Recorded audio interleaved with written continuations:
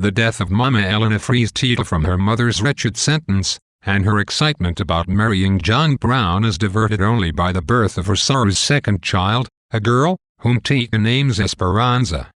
Tita chooses this name after refusing to let Pedro name the child Josefita, Tita's real name. Tita chooses the name Esperanza, which means hope, because she wants her niece, who is by default Rosaura's youngest daughter, to escape the familial tradition that prevented Tita from marrying. Tita is intimately involved in raising her niece, as Rosaura is bedridden due to a complicated delivery and unable to nurse. Esperanza is reared in the kitchen, just as Tita was, and fed with the same teas and gruels with which Anicha nurtured Tita. Rosaura is quite jealous at the closeness between Tita and the infant. One day she confirms Tita's fears. She announces her intention to follow family doctrine and prohibit Esperanza from marrying. This announcement, combined with Pedro's confrontational efforts to dissuade Tita from marrying John Brown, inspires a terrible rage in Tita.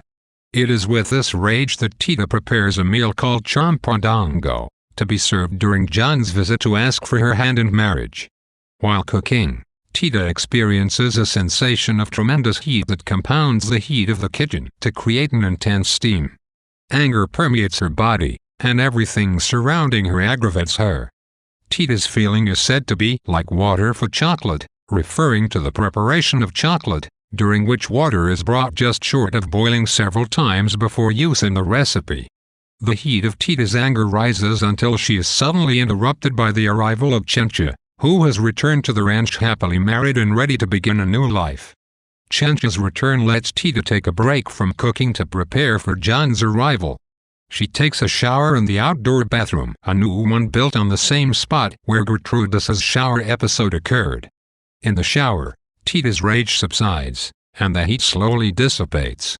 However, the water suddenly becomes so hot that it burns Tita's skin. Fearing that the bathroom is once again on fire, Tita opens her eyes and sees that Pedro has been standing outside of the shower watching her intently, his eyes radiating lust. Tita flees the shower when Pedro approaches her. John arrives during this commotion. Before dinner, John and Pedro argue about politics, adding to the tension.